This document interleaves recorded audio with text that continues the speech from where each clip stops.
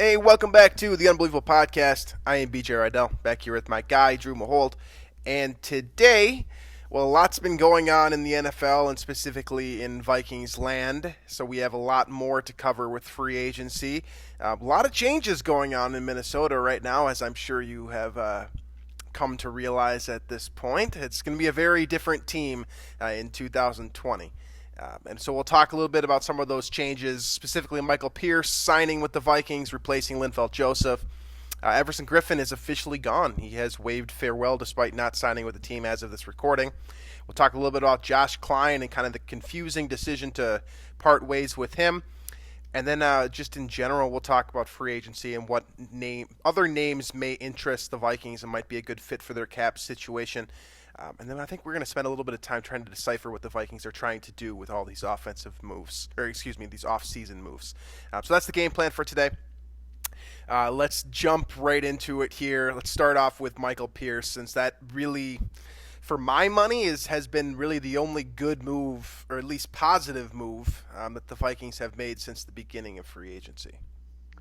You can, if you want, you can say one of the moves that they've made to release players has been a positive. The Xavier move. Rhodes one, I suppose, was given a positive. Given the salary and the contract, but Michael Pierce, that's going to be, he's going to play exactly the role Linval Joseph did, and is expected to perform at that level as well, the way Joseph did in his prime over the past 5-6 years, as that run stuffing nose tackle that just eats up space, that kind of allows Eric Kendricks to play with freedom, allows Anthony Barr to range and launch himself through the line of scrimmage for a tackle in the backfield. Like, that's what a nose tackle can do, an effective one, and that's what Pierce does. So that's like I think I agree with you in that. In terms of adding players, the Vikings haven't really added many players, but it's a really good addition. And in terms of the guys they've either brought back or signed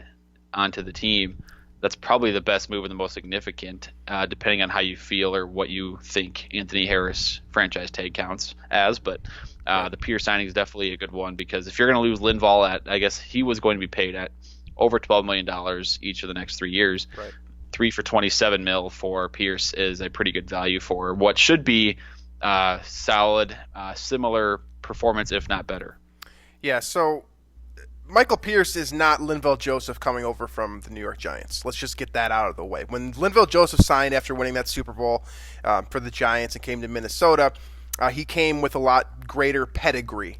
He was a pass rushing expert at a time when Aaron Donald didn't exist, at a position where pass rushing really wasn't all that, I don't want to say it's not important, but it wasn't the main priority for a guy who plays nose tackle. He's also coming over from a 3-4 scheme in Baltimore.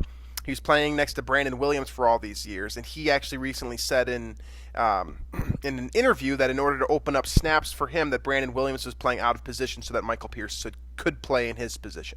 That means a couple of things for me. First of all, Brandon Williams, great guy that earned his buddy a paycheck. Other than that, it's not necessarily the greatest sign for the Vikings, who love versatility, since we know that this guy has been pigeonholed as basically a nose tackle. And then you look at his physique, if you want to call it that. At 6 foot, 340 pounds, he's a hulking human being, but he looks like his dimensions are like the size of like a Botero art photograph. Do you know what I'm talking about when I say that? Like, does Botero hit for you? Like the guy who makes the really fat adult human paintings? Sure. Yes. Sure. Yes. Okay. I'm hoping that it works. That lands for someone, because that should be funny if you know who Botero is. But he's been productive when given the time. So last year was essentially the second time that he's been a full-time starter in his career. He had a year layoff in between. Last season, so not a guy who's going to produce sacks. 3.5 sacks for his entire career. That's over 30 starts and 60 games played. So if you're expecting Linval Joseph pass rush numbers from a guy who's going to be playing a more firm version of the nose tackle spot in a 4-3 scheme, you're going to be disappointed. That's not who Michael Pierce is. That's not who the player that he is. That's not his skill set. Now, if you're looking for a guy who's going to eat up space and make tackles for loss in the backfield, specifically on running plays, that might be something that you're going to get. He's 27 years old. Vikings got him for a hell of a deal at $9 million per. So, like Drew already said, you're going to be saving roughly $3 million. I think the Vikings shed 10.5 in cap space, so on an average annual salary basis, and without looking at the ins and outs of this contract, you're saving roughly $1.5 million more to get a guy who's 4 years younger, probably entering his prime, same way that Linval Joseph was to some degree when he came over, and you shed yourself with salary in the process. So overall, that's a very good move. Like, if you told me that you could trade an aging Linval Joseph for Michael Pierce to pay Pierce less money, I think you take that 10 times out of 10. That's the most fun. It's not necessarily the most significant, but that's the most fun move that the Vikings have made in free agency. And you get a player, ultimately, who is going to do exactly what Mike Zimmer likes from that nose tackle spot. He likes to have a 3 technique who can rush the passer, and he likes to have a clogger who basically is just there to eat up space. And if he gets a sack here and there, great. But that's not his ultimate goal. He's not going to be running stunts. He's not going to be maneuvering from, the 1 all the way out to like the 5 on a stunt. That's not something this guy's going to do. He's going to stand there, and he's going to eat up space, and he's probably going to take on 2 or 3 blockers at a time. And that's what he does, and that's going to open up a lot for this scheme for the Vikings defense. Right. Like you said, this isn't a player that's going to get sacks, and I don't think that's necessarily the role that this spot has been the entire time. Linval has produced some decent sack numbers, I suppose, for a nose tackle, but I don't think that's part of the job description in this role. So we're not going to be expecting that, and it's one of those things too. You can't really evaluate a nose tackle looking at numbers. You have to do it, watching the games and noticing, and all the comments from looking back at Ravens fans, what they've said about him, seem to be pretty positive that he was an effective player. So. And plus, I don't know if you guys follow him on Twitter yet, but he's an absolute hoot on Twitter. So he's I mean, how old are you? Just hey, it's fine. But people are asking him about, or what was it? Somebody told him about Juicy Lucy's, right, in Minnesota, and he quoted it and said, like, somebody please inform me what the hell a Juicy Lucy is, And then people are, of course, giving him suggestions on what restaurants to visit, and not a great time for that right now, obviously. But which ones came up? Which restaurants came up? I'll have to bring it up. There was, I think, 3 or 4 the top ones, kind of in the Twin Cities area. I'm kind of interested in that now too. Other than the fact that he eats Juicy Lucy's, it seems like he's going to fit right in Minnesota because he seems very excited to be in Minnesota, whereas a lot of guys do not seem to be super excited about Minnesota right now. So I like that energy coming from Michael Pierce when you look at the way that Stephon Diggs just left, the way that Trey Waynes and Xavier Rhodes had kind of communicated their thoughts about no longer being with the Vikings in the future, the fact that Mackenzie Alexander signed a 1-year, $4 million deal to go to a franchise that is definitively rebuilding, and he probably won't even be there for the rebuild. All of these things kind of point to things not being great in terms of the reasons to come to Minnesota, but Michael Pierce has found at least one in the Juicy Lucy. Yeah, so this is actually the Vikings Twitter account that responded with these options. It was a poll they set up. So Matt's Bar, 5 to 8 Club, the Nook were the top 3 options there. Good. I was just wondering to make sure that the Nook was on. And then there was an other option as well, but those are the 3 options. Looks like Matt's Bar got 47% of the vote, so he'll be stopped by when that's open. Yeah, I haven't had one. I've had a Juicy Lucy. I haven't had one. Shamrock's the Nook has the best one in my opinion, but I'm a St. Paul guy, so Minneapolis, I've heard that Matt's is great, but that's really beside the point here. Getting back to, is it though? I don't. No, it's not. It's not. You're right. But let's get back to a little bit more football here with Michael Pierce.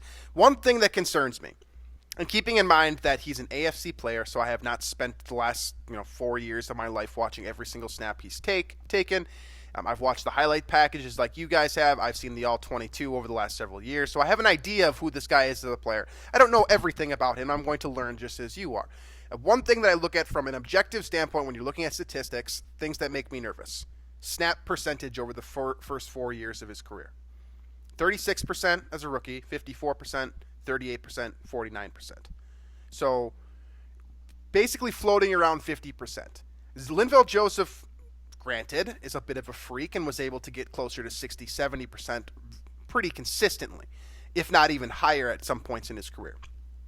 As a full-time player, he's going to need to hike up that percentage a little bit here. Like anywhere between 15 and 20% would make him more of a starting caliber player as opposed to a rotational player. this makes Shamar Stephen that much more important if he's only playing 50% of the time, because then you can have a rotation at that nose spot. Do you love that if your best player only plays 50% of the time? Probably not. Do you want to pay a guy $9 million to only play a part-time player? Probably not. So that concerns me a little bit when you look at both, again, his physique. I'm not one to talk, but you look at his physique and then you look at his percentage. It makes me a little bit nervous as to what the Vikings are going to do. They're going to need more depth at this position, and I assume that the answer to these questions are coming during the draft. But it's just one thing to keep an eye on when you look at kind of his ability to stay on the field heading into his first season in Minnesota. Right. Yeah, that's a good point, actually, bring up the snap count. Because I was going to mention that, if this guy's not going to play a lot of third down, if at all, right? Right. This is not a third down player. It's going to be the first and second down. And, again, that's kind of what Linval had sort of evolved into the last few years of his Minnesota tenure, was first and second down only. And it seems like, Pierce is kind of going to sort of continue that trend, so to speak, of the nose tackle playing, basically first and second down, and not on the field for any passing situation. So, and is that what you want to invest $9 million per year in? Perhaps. It's certainly cheaper than it was for Linval. So, is that, it's an interesting market to discuss, the nose tackle position, because, they're not, like, especially the way the league has evolved, they're not on the field a ton. Your passing defense in theory should be way more of an importance than your run defense, given the way offenses are built now. So it's certainly an interesting discussion, but $9 million per year, it's a better value than what they had prior to 2020. That's certainly facts. I'm excited to see Michael Pierce in the field. I hope you guys are too. Like I said, this has really been the only joy that I've gotten out of free agency so far. So let's transition here into some of the things that have made me not so happy that the Vikings have done. The main one here, let's go with Josh Klein first, and we can talk about Everson Griffin a little bit more, since we did spend some time talking about him a couple episodes ago. The Josh Klein move absolutely baffles me. Straight up, I cannot wrap my head around it. I have watched people talk about this situation, whether they are informed or not. I have read through Twitter. I have talked to my buddies and gotten their perception, whatever that is. No one I know can figure out this move. Like, from a objective standpoint, from a subjective standpoint, I don't care how you look at this thing, whether you're looking at the numbers or you're looking at the play on the field, or you're looking at the PFF grades, or whatever you're looking at. I don't get it. I don't understand this move. And for those of you who don't know what I'm talking about, the Vikings released Josh Klein after 1 year of signing, I believe it was a 3 or 4 year deal after he played in Tennessee. And they essentially shed about $1.5 million in cap space in order to take on about $3.5 million of dead cap space. Which, first of all, a couple things wrong here. First of all, you should never be saving less than you're going to end up having to take on in debt. You're paying this guy to play for a different team. That's problem number one. And there's problem number two here. He's not the worst guard on the team, let alone the worst offensive lineman. If you're going to release a guard, release the guy who's playing opposite him, Pat Elflein. What? I fundamentally do not understand what's going on with the situation, and I don't think that Josh Klein played that poorly last year. He wasn't. Not only was he not the worst, you could make an argument that he was top 3 on this line last year, because Bradbury was a roller coaster, very inconsistent, at times one of the worst players in the entire league, at times a very solid player. Then you got the two tackles who gave you mixed results on the left side and on the right side, with Brian O'Neill being your best offensive lineman. I think Josh Klein was the 3rd best offensive line the Vikings had last year. I don't understand this move. Can you explain this to me? I can't. I really can't. Now, it sounds like there's some interesting verbiage in the contract where if he's actually does sign with another team, some of that dead cap is actually carried on by the other team. So it's not all of that $4.5 million of the dead cap is not, I don't think, as long as he signs with another team, is not all going to be paid by the Vikings or be penalized for the Vikings. But to your point, he was the best interior lineman for the Vikings last year, right? That's pretty crystal clear. And his salary was not anything huge. So it sounds like it's still possible that, he's brought back if there is somehow no market for this guy at all in that range of salary. But it's just, it's weird. It's weird. It suggests that they, at that moment, were searching for any type of cap space they could find. So they cut Klein to get $1.5 million to make some sort of move, which has not been made yet. That's Right. the Okay. weird part of this is they're in rebuild mode based on that move, right? Yes. And they're trying to either that or at the same time they have some move in mind that they're going to make yet in free agency or some trade or whatever the case is, that they're just trying to find every inch of cap space they can find, which is also why I think that these Anthony Harris trade rumors are still out there, that they're trying to get rid of that franchise tag number and have, after that, they'd have something like 20 to 24 mil in cap space after that, to make some sort of trade. That's the only explanation I can think of right now. And apparently they were thinking that $1.5 million of cap space would be the difference. And then they can easily, I guess, find a guard to replace Klein in the starting lineup, which doesn't seem like an easy task either. So, Yeah, especially given the Vikings' history with their offensive line and specifically the guard position as of late. yeah. I mean, not named Steve Hutchinson. When's the last time the Vikings did a nice job drafting and developing a guard? They didn't even draft Hutchinson. I know. So they stole him from the Seahawks. I don't know. That's a good point. I mean, you can't even. The Vikings' offensive line's been bad for a long time, so it's kind of unfair to. But it's not unfair because especially under Spielman, like offensive line drafting, really evaluation at all has been pretty substandard, pretty below par. Yes. And they've tried a lot of stuff for what it's worth. They have tried very, very Well, hard to fix this position. They've tried a lot in terms of in free agency. I think they've, Alex Boone was an attempt. Klein. Yeah. They, at least now last year they drafted Bradbury, but prior to that they hadn't spent first round picks like at all on, offensive linemen besides Matt Khalil, which that worked out for one season. So I don't know. It seems like it. Again, I'm going to go back to my theory of what this team is doing. Kirk extended. We're going to stay contenders, right? Then Diggs wants out. He's gone. And then suddenly they're looking at this like, well, now rebuild's the best way to do this. And so now they're kind of making all these moves to go rebuild full on, like not tank in 2020, but it seems like now after that Diggs trade, that Spielman and Zimmer have been given sort of a longer leash to rebuild in 2020, and then 2021 and 2022 were kind of their seasons to get back in contention. Yeah. I mean, this type of move really signals something, and it's all bad, really. This type of move, it either means, and I'm hoping that this is the situation, that the Vikings are in cap hill and they're doing any way to get out of it. I hope that that's the reasoning behind this move. It still seems like another move could be made besides Klein, if that's the case. But right, it would at least make some sense trying to think about it logically. Right. And if that's the only explanation here, I can live with that because the Vikings are in a poor cap situation. But that's their own doing too. So at the same time, I don't understand it. But then if this move signals a rebuild, I've got a problem with that, and we'll talk about that later on in the show for a lot of the reasons that you just said and kind of alluded to.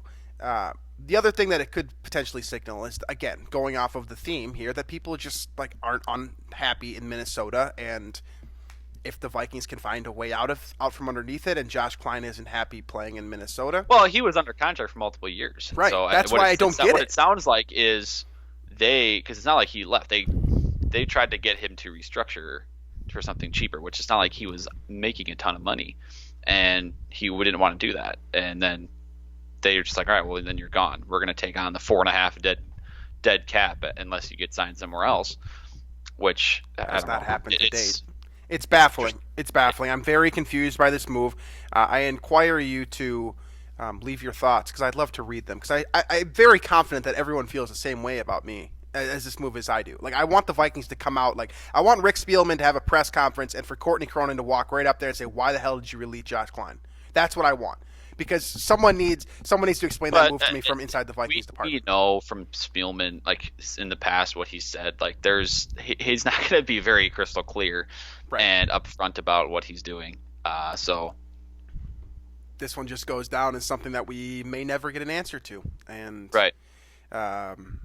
hopefully we do. But I think you're probably on the money with that line of thinking. Let's cover these other signings and re-signings and just general changes that aren't going to have a huge impact before we jump into Everson Griffin, which I think is probably one of the more important decisions the Vikings have had to make. I think my fire alarm's going off. I'm going to double check. All right, I'm going to keep talking while Drew's fire alarm is going off. He just walked.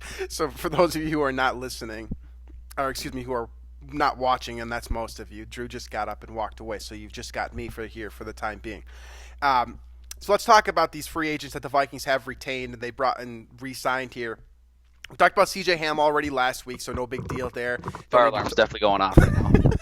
So this is great. I don't know. Well, I'm going to keep talking and just keep your phone ready in case you have to do the rest of the show by yourself. Sounds good. All right. All right. So let's talk about Britton Colquitt a little, and by let's I mean myself and whoever's listening, since I'm talking to myself now. Britton Colquitt, the Vikings punter, he re-signed on a 3-year, $9 million extension. That includes $5 million in guarantees. Expected deal in the general area of what I expected the salary to look like. No real complaints here with Britton Colquitt. He was outstanding. He's also, been very important just as a holder as well. I know that people don't seem to think that holding matters all that much, but I've been told by special teams coaches in the past, and I think we've seen in recent history with the Vikings, that a good holder can make all the difference. So he's not just getting paid for his punting, which is excellent, and certainly well above average. He's also getting paid to hold, which he does at a very high level as well. Contributed a lot to Dan Bailey's success, which leads me into, of course, Dan Bailey, who also will be returning to the Vikings. Now you've got your entire special teams coming back here. You've got to feel comfortable with that spot, which ironically is a position, kind of a space that Vikings fans have, endured problems with for quite some time. So it's good to get some stability there. It's certainly these are players that may not play more than 4 or 5 snaps in a game, and sometimes as they might only play 0. But you want to have them when you need them, right? You want to have a good punter when you need a coffin corner kick from your own 35-yard line and you're in a field position battle. That you want to pay these guys, and I know it seems ridiculous to look at special teams and how much these guys are making relative to, I don't know, for example, Eric Wilson, who just signed a 1-year contract with the Vikes as an unrestricted free agent, and he got a second-round tender of $3.1 million. So theoretically, he's only making a little bit more than your punter is, but at the same time, we understand how the NFL works. We understand how this business progresses over time.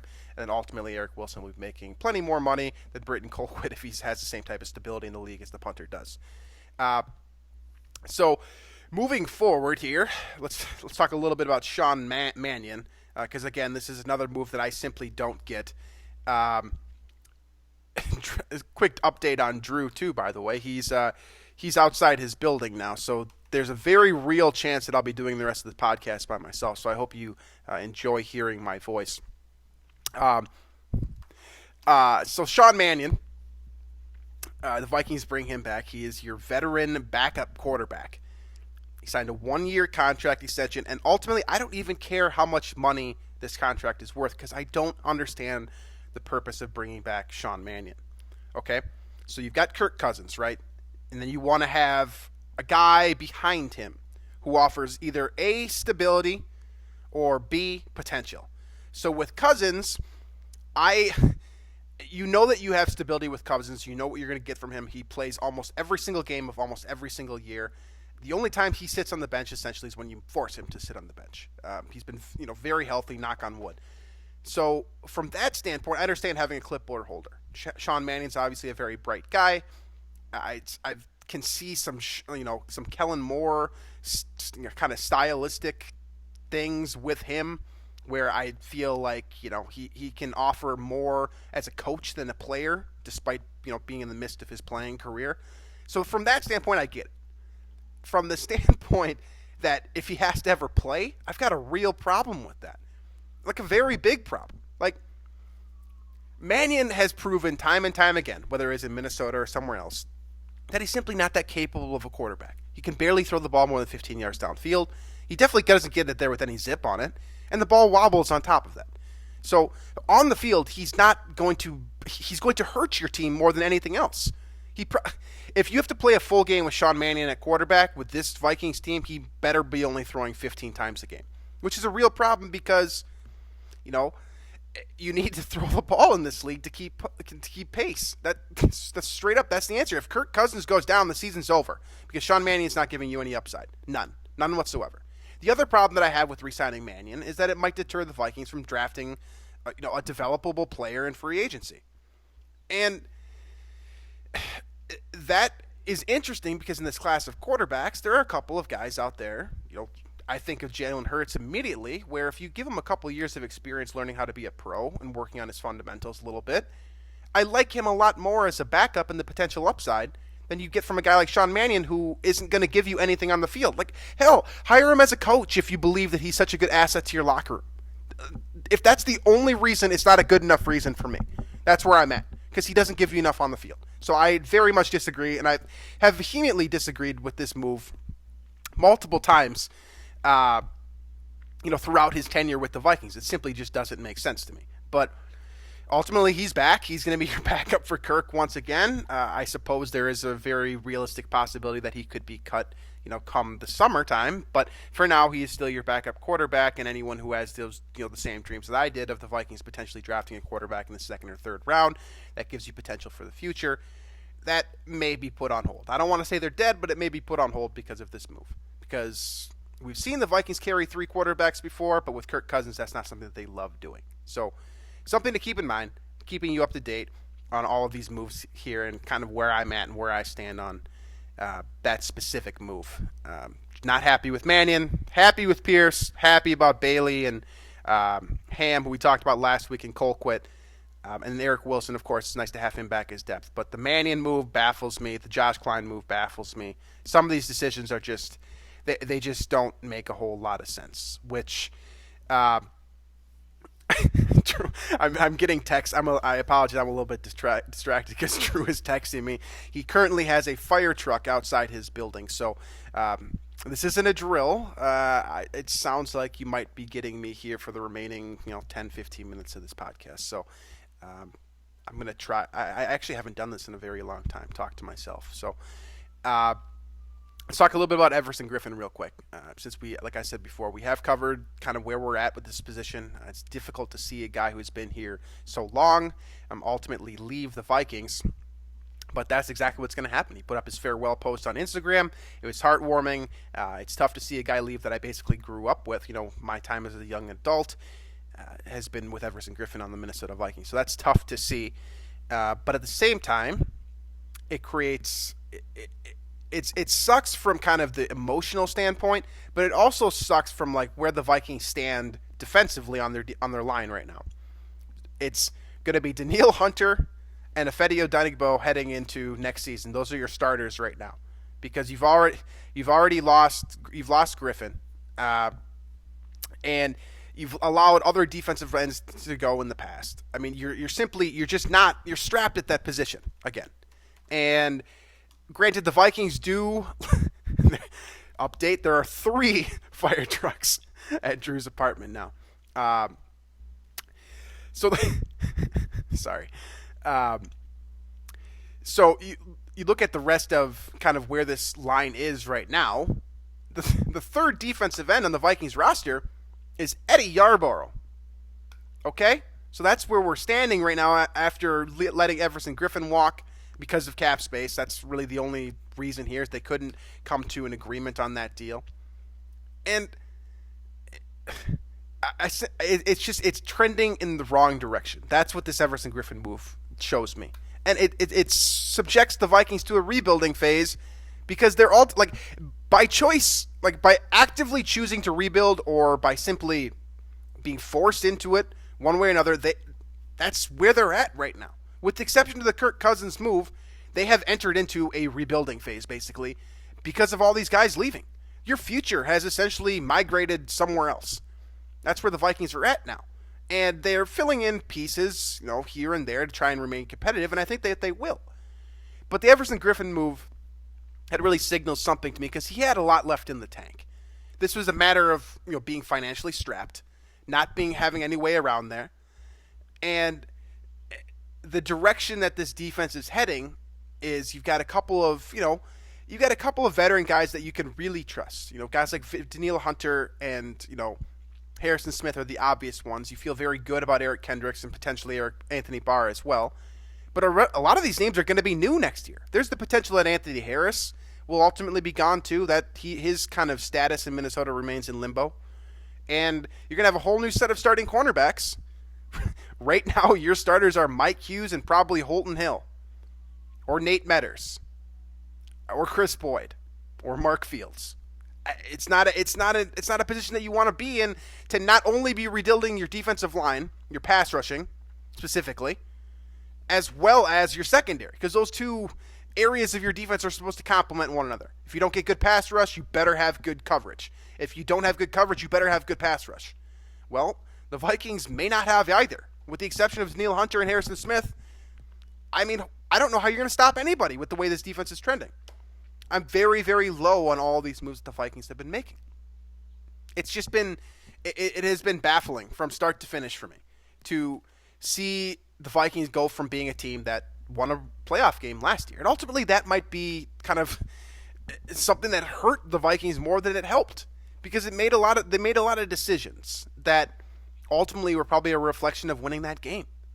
And now they're sitting in a position where they're basically rebuilding with the quarterback under a huge contract, huge contract, when ultimately the best part of rebuilding is the fact that you don't have to pay the quarterback that much because he's likely a rookie or a second or third year player. So I'm going to save the free agency remaining topic line, because that was something that Drew wanted to talk about specifically. So we'll get into that next week. I want to talk about specifically what the hell the Vikings are doing. And I want to try to figure out a way, and this is something that I can monologue the way out for the show here. So I don't understand the approach that the Vikings are taking to this offseason. Okay? So let's look at this step by step and then try to come to a conclusion on what they're trying to do. So ultimately, Drew made the point earlier that they signed Kirk Cousins to an extension. That gives you stability. That's something that we can all agree is good for the most part, depending on how you feel about Kirk Cousins. But stability in general is a good thing. Okay? So you've got Cousins under contract. Now all of a sudden, and this is something the Vikings probably couldn't totally predict, but the last straw bursts with Stephon Diggs, and you have to move him. That's a rebuilding type move, to trade a wide receiver in his prime to rebuild. So you go from stability and contention to rebuild in two swift moves, two of your biggest name players in your team, arguably the two icons in the organization right now. Then you have to get rid of Xavier Rhodes and Linval Joseph. So you're changing Drew just walked back into the room. You're changing the entire dynamic of the way your defense has looked for the last 5 years or so. Drew is back. I'm back. I am currently going through the finals. Yeah, how did you do that by yourself for whatever that was? I just kept 15 talking. minutes. I just kept talking, and we went through. I guess you don't have a problem with that usually. Yeah, generally that's not a problem for me. I was laughing at your texts and kind of like stumbling over my words a couple times there. But we got through Everson Griffin being gone, and that kind of just bled directly into kind of the what the hell are the Vikings doing segment that I wanted to do. And I was going to save free agency, kind of impact players for next week since you weren't here. But now that you're back.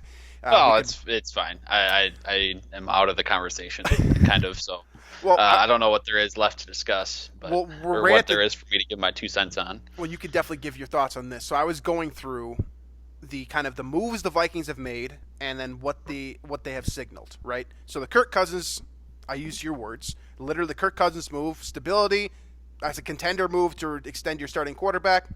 Then you got the Stephon Diggs move, which I gave the Vikings credit for. They couldn't fully predict that what was going to happen in that situation, but trading him to Buffalo, that's a rebuild move. So I've gone through 2 moves so far. We got a contender move and a rebuild move. Then you've got the Rhodes release and the Linval Joseph release, which are changing the dynamic of your franchise, changing the face of your franchise, how it's going to look moving forward. But both of those moves, in my mind, are contender moves. freeing up some cap space for players who are aging and not playing super successfully over the last few years of their career. See, I think that's just a move that's necessary. Like, it's But not even signaling anything. They're just both bad contracts that need. But to you be have shed. to give the moves means something. If the Vikings were in rebuild mode, they could keep those contracts and keep kind of the name recognition of those players to sell tickets. Releasing them to me is a move where, like you said, you have to do it, but at the same time, it's also giving you the opportunity to contend by spending money elsewhere instead. So that's where we're at with those are the three kind of moves that I've gone through so far. Then you've also got Josh Klein, which to me is a rebuild move because I don't know why you get rid of your best interior lineman. That's a rebuild move. You've also got letting Everson Griffin go. That is kind of a forced rebuild move because ultimately you couldn't pay him what he was looking for. And then you've got I keep forgetting the name of the other defensive end, the one that signed in Carolina. Weatherly. Stephen Weatherly. You let him go. That to me isn't really one way or the other. It's not a defining move, but it's more rebuild than anything, given where the Vikings defensive end spot is, which I just covered while you were gone. You got signing Eric Wilson. That's to me is a contender move because it's adding depth to your position. You got re-signing all your specialists, Colquitt and Bailey. Those are contender moves to give your special team stability at positions where the Vikings really haven't had much success. And then you got signing Michael Pierce, which it's also a contender move because you're bringing in a starting caliber nose tackle to fill a position of need. And you're spending that money that you got from releasing Linval Joseph. So overall, that's where you're at. So you've got contender moves, you've got rebuild moves, and that we're basically splitting 50% both ways right now. Mm-hmm. What the hell are the Vikings doing? I just want to know I want to know what the answer. I don't want to know what the direction is. I understand the logic behind some of these moves, right? Freeing up cap space, obviously. You need money in order to operate the organization. Bringing in some new faces, getting rid of some old faces. That happens every offseason. No two 53-man rosters are ever going to be the same. I understand that part. But if you're going to extend Kirk and you're going to pay him $45 million in one whole season, just one season, $45 million, if you're going to do that, the corresponding moves have to make sense. Allowing Trey Waynes and Mackenzie Alexander to go to Cincinnati. One of those guys should have stayed if you're a contender. One of those guys should have stayed. And it probably should have been Mackenzie Alexander because that makes more sense financially speaking. Okay? Some of these moves just don't make sense. And they don't add up to what a contending organization would do. The quarterback is the defining move because it's going to eat up all your salary cap space for the foreseeable future. And you basically have to try to be a contender now because of that one single move. But every other corresponding move that they've made so far, with the exception of the Michael Pierce signing, has basically been rebuild or a nothing move, a fill out the roster type move. So I want to know what direction are they heading? What are they trying to do? I don't get it. See, okay, I've thought about this a little bit too, and I think my thought on this is the popular belief in the NFL is that when you rebuild, you are you wipe out everything clean, right? Like if it means cleaning out your, starting over head coach, general manager, quarterback, whole roster, whatever the case is, that's your rebuild. I feel like the Vikings are trying to do sort of like a soft rebuild here where they feel ownership and front office are confident in the higher up positions such as head coach Zimmer, obviously Spielman, and then Kirk Cousins. It seems like they like the stability that trio has presented. So they want to keep those three around for the next 3 to 4 years even and rebuild everything else. So in 2020 is kind of like not a tank year, but they're sort of sacrificing maybe success in 2020, trying to rebuild the rest of the team over the next 2 to 3 seasons so that can compete in 2021, 2022.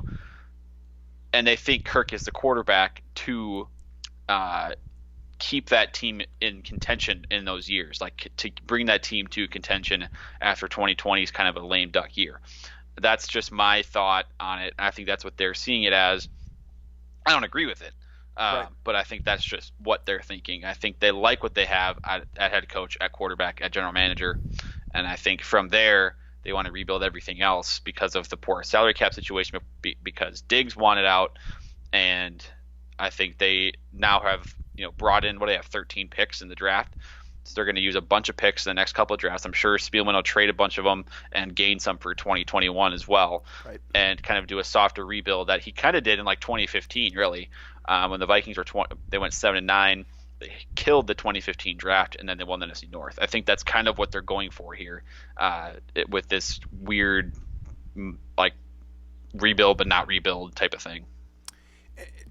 It's baffling, and there's no logical explanation for why they would do these moves in kind of the way that they've gone about it. It just doesn't make a whole lot of sense to me. But I think that for the first time in probably since we hired Mike Zimmer, since the Vikings hired Zimmer in 2014, this is really the first time that I felt like the Vikings kind of authority figures are not necessarily on the same page with one another. I think Mike Zimmer is trying to contend right now because he knows that his job is at stake, right?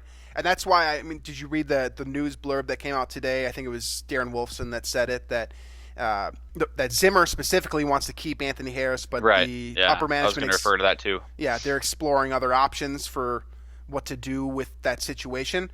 So to me, this is the first time that I've ever seen Mike Zimmer and Rick Spielman not be on the same page. And there might have been little pieces, no relationship, no business relationship is perfect. I'm sure there have been plenty of times when Spielman and Zimmer have disagreed. But this is a disagreement about the entire direction of the franchise. Right, exactly. So it's one thing to disagree about, should we draft a cornerback in the first round of the draft versus an offensive lineman or versus the Quan Treadwell or whatever it is.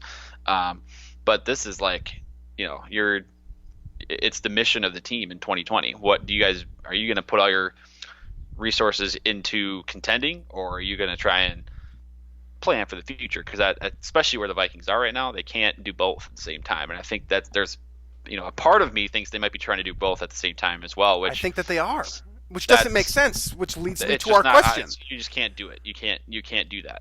The way that they're set up right now. I completely agree, and the decisions that they've made have led us back to my question: what the hell are the Vikings doing? Because this is the first, during the offseason for the last 5-10 years. I'm not going to go out. I'm not going to say I've agreed with every single move the Vikings have made. We certainly have not. I just went on a rant while you were gone about Sean Mannion being resigned for the umpteenth time. Of course you did. Right. That's how I fill space when you're gone. Honestly, that's what I do in my real life too. Is I just complain about Sean Mannion when I'm filling time. Now, there are plenty of things that I didn't like that have worked out. Case Keenum, for one. You guys, some of you have been listening to this, this show or our other shows in the past. No, neither of us were fans of Case Keenum, but by week 14, we loved the guy. Everything about him, he was the best. He had developed and done everything within the system to make everyone happy. Now, my point being here is there are some moves the Vikings have made this offseason, which I might disagree with, but they certainly could end up working out in the Vikings' favor. Letting Trey Waynes go, for example. Neither of us like the dollar amount that he signed for. Hey, maybe straight up, maybe he's going to be awful. He's going to be the next Nnamdi Asomugha to sign with a different organization and just completely, fall apart. He could be the next cornerback to do that. It's happened plenty of times on second and third cornerback contracts, okay?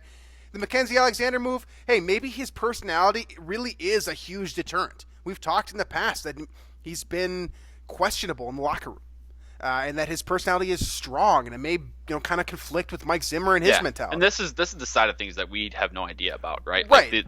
How people get along, in the most general sense of the word. You mentioned before Kirk and Stephon Diggs, very opposite personalities. That could be a clash where things just one side or the other. This is weird to work with this guy. I don't like. It's not gelling well with this guy. Whatever the case is. Maybe that's happening, in more spaces in the organization than just Kirk and Stephon, and it's not getting as much attention, or it's not being brought to the public as much by one of the individuals, whatever the case is. That's behind the scenes stuff that we don't know, and that could be the explanation to a lot of these moves. Additionally, but it's again from the outside looking in, it's very. I don't think any Vikings fan really knows or has an idea of what 2020 will bring, because this team still has talent on the roster. It just doesn't seem like they've probably got close to double digits former All Pros on the team. But right now, heading into next season, I mean, you can make an argument that Kirk could be an All-Pro candidate. Probably not All-Pro, but definitely Pro Bowler. You can make All-Pro candidacies for both Anthony Harris and Harrison Smith. Danielle Hunter is obvious. Eric Kendricks. Adam Thielen. Adam Thielen as well. I mean, Kyle Rudolph that's at his 6. Yeah, we just named 6 for sure, and then Kyle Rudolph also, if he catches a bunch of touchdowns again. I mean, Kendricks and Hunter, there's plenty of talent to contend immediately. But if that's the case, then I don't understand the rest of the moves. Like, the draft has to be good, okay? And it needs to be not just if you're trying to contend for next season. If you're going to try and win 10 or 11 or 12 games next year, they're going to need to hit on 2 starters in the draft. Granted, and they have to work right away. They have to be immediately. Stephon Diggs hit right away in 2015. Yes. Or Danielle Hunter right away in 2015. Or Eric Kendricks right away in 2015 draft. Just do that again. Yes. Yeah. I mean, that's the situation that they're heading into. They're going to need a starting cornerback that's going to be – and that position doesn't really work out too well for rookies for what it's worth. But they're basically going to need a starting cornerback and probably either a starting caliber wide receiver – a guy that's going to give you good quality reps. I mean, there's normally 20 of them in every draft. There's even more in this draft. There's a ton of receivers in this draft. So I mean, this is getting ahead of what we're trying to talk about here. But they should go, in my mind, they're not going to be able to get one or two elite guys in the first round because they're at 22 and 25. So I think they should just wait, get a receiver at the second or third round. You're still going to get a stud first round caliber guy there, and then use your first round picks on offensive line, cornerback, defensive, any of the other 95 needs that this team has. Right. Okay, so ultimately, there's no answer to this question, and I knew that coming in, right? But this seems like a situation where there's a lot going on, and there's not a whole lot of kind of the chemistry that I've come to expect from the Wilfs down to Mike Zimmer. And that's really the only rational explanation here. The only other one that I can come up with is just that these moves are better than I think, and that means that they're better than a lot of people think. Or, right. I mean, we should clarify: we're not smarter than these people. No, these people are in those positions for a reason. So there's a very good chance that these work out better than we expect, and there's a mission behind everything. It's just outside looking in, it doesn't make a ton of sense what's happening, and it seems like they're. It seems like the Vikings are in a much worse spot now than, we expected them to be in, looking back at this 4 or 5 months ago. Yeah. And the other possible answer here is that Rick Spielman is gambling on the draft, which he's done it before, and it's worked before. But it's also not worked before. There's a reason he got fired in Miami, folks. So, I don't know. I don't have the answer. Drew doesn't have the answer. I doubt you do. But if you do, feel free to share that answer in the comment section. We got about 5 minutes left here, so let's just finish up with that segment that I said we weren't going to do before, but now are going to do because Drew is back from his 3 fire truck emergency. Free agency. Free agency doesn't have a timetable. It never ends. Players can still, be signed to teams despite the fact that the fun week is over, and there's still some pretty good names out there as well. I know that there was one guy specifically that you liked. Why don't you tell me about him? Well, so I really thought, I think right now wide receiver is probably the biggest, our most pressing weakness on this roster because, and that's saying a lot because cornerback's an issue, offensive line is an issue, there's. Specifically, those two are huge problems and huge holes right now. But at wide receiver, you have Adam Thielen, who excellent player, right? I have no qualms with him. But I think when you talk about receiver, first of all, passing game is the absolute necessity in the NFL. You look around at all these offenses that do super well. They have a ton of receivers that are getting separation at will, right? Kansas City won the Super Bowl with guys that are open all the time. 49ers, same way. Signed Emmanuel Sanders middle of the season or traded for him. You got receivers all over on that team, plus George Kittle, who make themselves available at any time. Those are the two teams in the Super Bowl. The Tennessee Titans, low-key, they have Corey Davis and then A.J. Brown came out of nowhere. They have actually a very efficient passing attack. Although they became known for their running game, passing attack helped them along the way. The point is getting at least 2 guys that you can consistently trust to get open on the outside is important. And Kirk Cousins does not like to throw to guys if they are covered. He wants that separation to be created already so he can throw it to that open window. Adam Thielen's really the only guy, if you look back in his history, that he's trusted to throw into contested catch situations. Diggs has never been given that many chances because it's always been Diggs creating that space and he's wide open if you look back at all of the Diggs highlights from the past couple of years. So bottom line here, they can't run with BC Johnson at number 2 at this point, and I don't think they plan to. But I was looking at Robbie Anderson and Brashad Perriman as a number 2 or like a free agent signing to at least bring in as a number 2 guy for now, and then you can address the need also in the draft. Robbie Anderson's now with Carolina Panthers, who are sneaky, a scary offense now. McCaffrey, Moore, Curtis Samuel, Robbie Anderson. That's a nice little offense they have there in Carolina. But I think Brashad Perriman's the next best guy to bring in, and I think they have the cap space now to do it. And so that's what I would pair with Thielen and Perriman, and then I think you get a speed-type receiver in the draft to kind of fill in that sort of Diggs role, guy that goes deep down the field and can that can definitely be Perriman, though. That's true. What it's worth. He ran that 4.22, I think. Did he really? It couldn't have been that fast. I'm pretty sure it was that fast because I remember I had a bet with a guy in college who was a Ravens fan when he was drafted in the first round, and I bet him that if he wasn't on the Ravens in 4 years, that he owed me a 24-pack. So that guy owes me a 24-pack, but I haven't spoken with him. So. Well, okay. Perriman, he came into his own as the number 3 option with Tampa Bay last year. Yes. Had a couple games where Evans and Godwin were both out towards the end of the year, and he filled in pretty nicely as the number 1 option. He definitely could take the top off the defense. That's something he can definitely do. That's because you need a stretch the field type guy to replace Diggs, because that's the only role Diggs played last year, which was wrong. That's a different discussion, but. Wide receiver is a huge need because I think Kirk relies on his guys to create separation more than he relies on his arm talent, which isn't necessarily right because I think his arm talent is really, really good. Yeah. I just think he doesn't trust his guys in the one-on, like the contested catch situations when they're not open very much. And that's where you need a guy like Perriman, you need a guy like Anderson who could be guys down the field, or you need Diggs would be nice, but that's not a thing anymore. So you need someone other than Thielen. And not to mention, Thielen's production has dropped off a ton in those games where Diggs has been out since 2016 or so.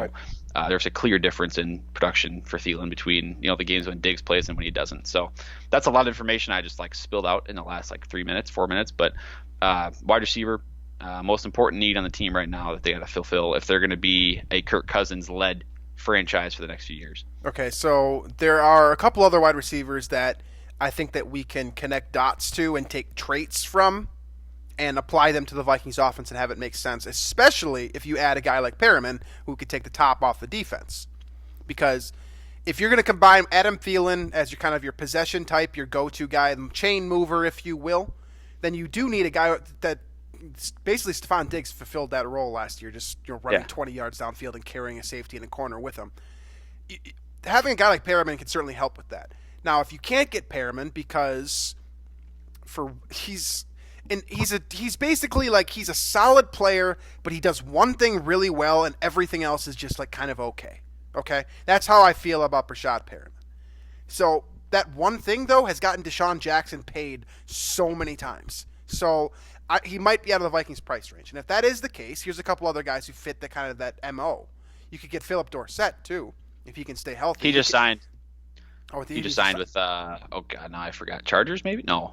I can't remember who it is. Now I have to look it up. But yeah, he is off the market so we can take that one off. I also saw that Travis Benjamin signed with with someone as well too. So that's your other guy there that take the top off the defense. The other names here that I looked at, Tajay Sharp from your Tennessee Titans. Seattle. Of course, that's with Seattle. Seattle. Oh, okay. Well, that makes sense. Tajay Sharp and Taylor Gabriel are the two guys that I would look at as your possession types to play opposite Adam Thielen. Both guys run very effective routes, specifically short routes, and they can beat you with a quick move and a little bit of burst. That's what Taylor Gabriel and Tajay Sharp have done in their careers. I like Gabriel a little bit more. I know he's a little bit older, but he's more of a precise route runner, and he's like a very, very, very poor man's Stephon Diggs in that regard, where he's a good route runner, but he doesn't have the explosive ability and kind of the playmaking talent that you'd see from Diggs. But he runs the same route tree, for whatever that's worth. The names that I wanted to look at, though, were cornerbacks. So I'll flip onto the other side of the equation here, the cornerbacks that are available here may be a little bit out of the Vikings price range just based off of how much Trey Waynes got paid. But you look at a couple of these guys, Prince and Mukamara at 31. I know I've thrown a lot his direction. I got one name without even looking at the list. I don't know if this guy's been signed yet, but I need to know.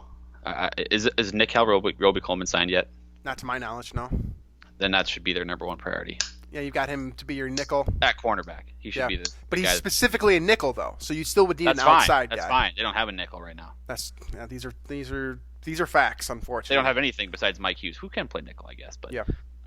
They don't have anything. I mean, they have like 3 corners right now. I like Roby Coleman. He's an efficient tackler. He's instinctive, a little bit undersized, but you don't need to be big to play the nickel and Zimmer's defense. So he would make a lot of sense. And I know that Jordan Reed likes him a lot too, so that instinctively just makes me feel like it's a good move. Then you've also got Logan Ryan, who's coming off a very good year with Tennessee. I think that he's going to end up getting paid a lot more than he's worth. So I think that he's kind of out of the question. The big one that I want to look at, and I think the one that the Vikings can get a deal on because of his injury history, is Ronald Darby. The guy was playing for most recently in Philadelphia, was drafted by Buffalo, played at Florida State. Ultimate coverage guy, doesn't fit Zimmer's style in the fact that he doesn't tackle at all. Just not a good tackler, doesn't even want to do it. So that part doesn't fit. I have a bad visual of Darby in my mind just because it seems like the Vikings have just absolutely torched him the last couple of years. He was hurt. He was hurt in Philadelphia last year, so I give him a bit of a pass. And I do think that also brings the price down, too. No, it was Jalen Mills. That's who Thielen torched at Philly a couple years ago. That's Darby wasn't even on the field, I don't think, the last time. Okay. So, but anyways, I think that he probably looks the best of the remaining cornerbacks that are out there. So I'm with you. I think wide receiver has to be your priority. And the way the salary cap situation sets up, you can get a guy that can come in and play 40%, 50% of the snaps off of free agency. I should say 40% to 50% of effective wide receiver snaps of the guys that are left here. And you can pay him too with the $10 million in cap space the Vikings have left. I think that's realistic. It gives you a pull and play guy that you can start immediately while you're developing, a draft pick in the first or second round. Probably, I would lean second or third round like you with the wide receiver position, given what you need at cornerback right now. But any final thoughts on free agency? Any other names you want to pull out there? I know Jadeveon Clowney is the obvious one here, but let's just be real here. The Vikings aren't going to be able to pay him what he wants. No, they're not. So. I was going to mention I don't be on the lookout for Everson Griffin to Tennessee. I think that could happen. Yeah. I don't think it's a good scheme fit, but I think it could work. Interesting. As a pass rusher, like outside linebacker, he would be moving to outside linebacker. Right, because they run a 3-4 in Vrabel's defense. I think that could work. Interesting. All right. Dark horse for Everson Griffin. Although it doesn't matter at all to the Vikings, but fair enough. All right then. Well, that about wraps up this show then. Bit of a wild roller coaster of a show here. Yeah. So I don't know. I was outside. What's the ultimate resolution there? I don't know. We were just standing out there, and then somebody from the fire department was like, "Yeah, you guys can all go back in." And there's meanwhile 4 fire trucks, their lights on right outside the building. So I don't know what happened. To be honest with you, I didn't see anything. I didn't see or smell any smoke or anything. Now the building's pretty big, so who knows? All right. Well, I'm glad we got some closure there, and we have some closure for this podcast. So yeah, I got to go outside for the first time in like 5 days. So. That's required too. That's essential movement, basically. Yes. Yeah. I suppose. All right. So if you like the show, you probably like the other shows as well. That means you should be a subscriber on iTunes, Google Play, Spotify, all those places. Find us on Daily Norseman. Check out the rest of the Climbing the Pocket Network. We'll be back next week talking more free agency, and we'll probably be moving more into draft stuff here, which is getting more interesting by the minute with the coronavirus and how it's impacting how the NFL is going to handle the NFL draft. So expect that moving forward here. Thank you for listening, and we will catch you guys next week.